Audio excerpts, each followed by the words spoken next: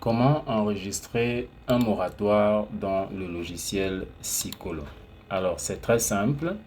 Nous allons rechercher l'élève sur lequel nous voulons le faire. Par exemple, nous allons prendre, disons, Kidan.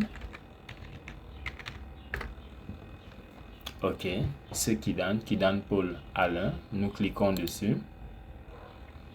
Et tout simplement, en étant dans l'onglet reçu, nous descendons un peu plus bas dans suivi tranche.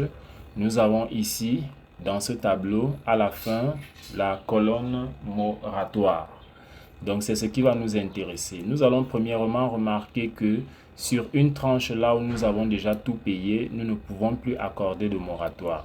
Sur une tranche qui n'est pas encore terminée, par exemple, là, nous avons un reste de 15 000 qui n'est pas encore payé, nous pouvons accorder un moratoire. Et là, par exemple, le reste est à 35 000, nous pouvons accorder un moratoire.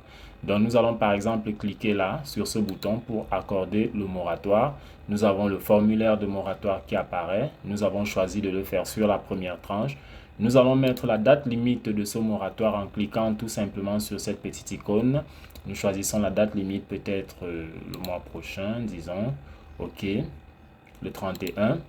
Et tout en bas, nous allons mettre le motif pour lequel le parent demande le moratoire. Donc, par exemple, le parent est en voyage ou alors le parent attend le salaire, le parent attend la cotisation. Bref, nous allons mettre le motif que le parent va nous donner. Par exemple, parent en voyage.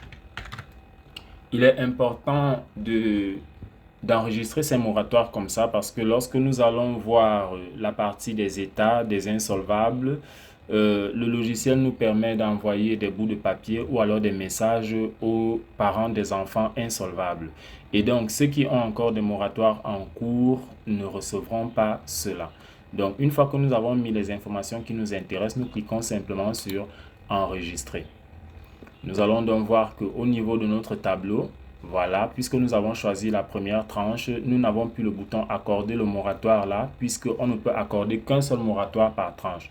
Nous avons plutôt un texte qui semble avoir une autre couleur lorsque nous le survolons. Ça veut dire que nous pouvons cliquer dessus. Et si nous cliquons donc dessus, voilà, nous avons donc